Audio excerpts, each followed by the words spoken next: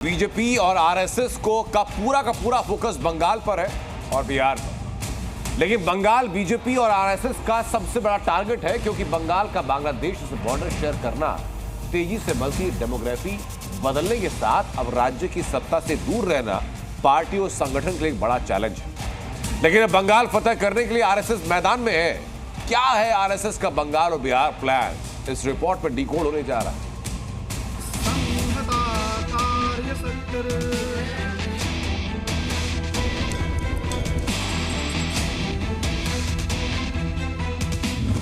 पहले हरियाणा, फिर महाराष्ट्र और दिल्ली। अब आरएसएस का प्लान 2B।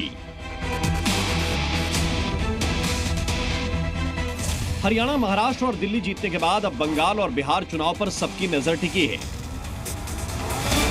बीजेपी के लिए दोनों ही चुनावी राज्य बड़ी चुनौती हैं, इसलिए अब संघ परिवार और बीजेपी एक्शन मोड में आ गई है।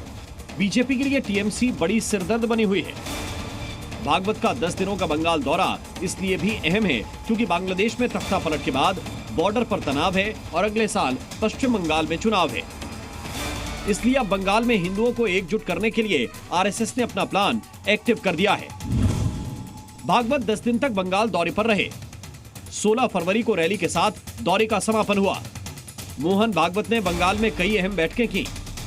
आरजीकर रेप पीड़िता के परिवार से मुलाकात की। स्वयं सेवकों को कई महत्वपूर्ण दिशा निर्देश दिए। साउथ बंगाल में दोगुनी शक्ति से सक्रियता बढ़ाने पर जोर दिया। ग्रामीण इलाकों में संघ को मजबूत करने पर फोकस किया।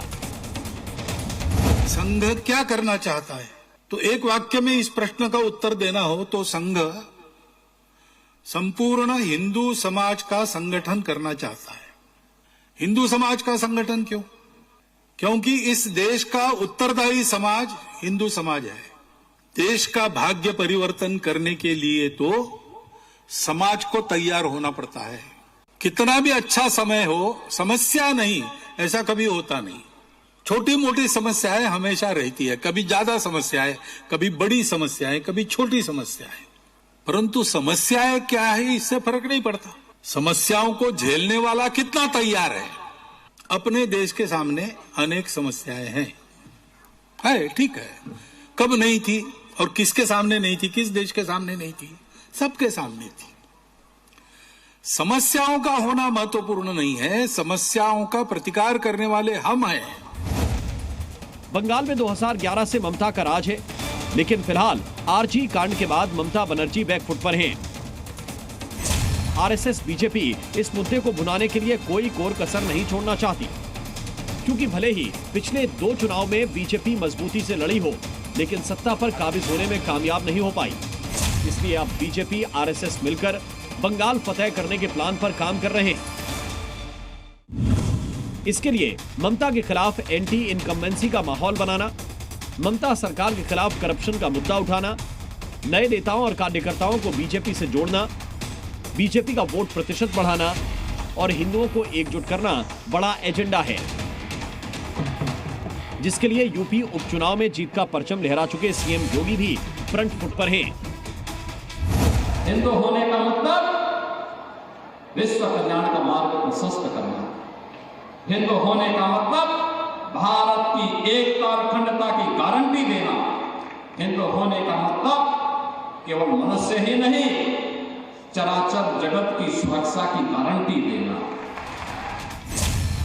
योगी का यह संदेश ऐसे समय में सामने आया जब प्रयागराज में करोड़ों हिंदू जुटे हुए हैं।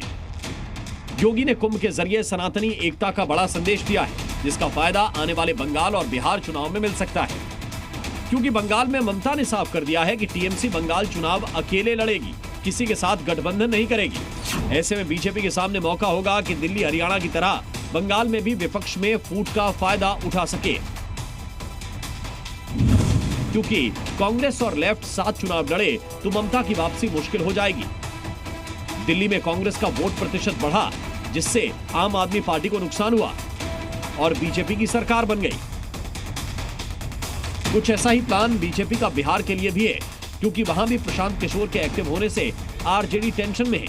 दरअसल प्रशांत किशोर ने बड़ी संख्या में आरजेडी नेताओं को अपनी पार्टी में शामिल करने के साथ ही उपचुनाव में वोट काटकर बड़े सियासी उलटफेर का संदेश दिया है।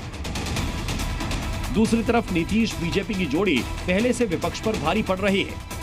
हालांकि देखने वाली बात होगी कि बीजेपी आरएसएस का बंगाल और बिहार का प्लान कितना कामयाब होता है। ब्यूरो रिपोर्ट, जी मीडिया। जी न्यूज़।